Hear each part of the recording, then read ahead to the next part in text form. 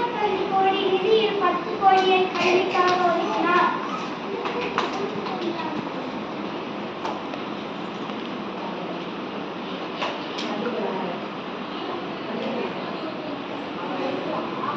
அவரது ஆட்சி காலத்தில் 17,000க்கும் மேற்பட்ட புதிய பள்ளிகளை திறந்தார். இலவச கல்வி திட்டம், மதிய உணவு திட்டத்தை தொடங்கினார். இவர் நீர்நிலைகளை மேம்படுத்துவதற்கு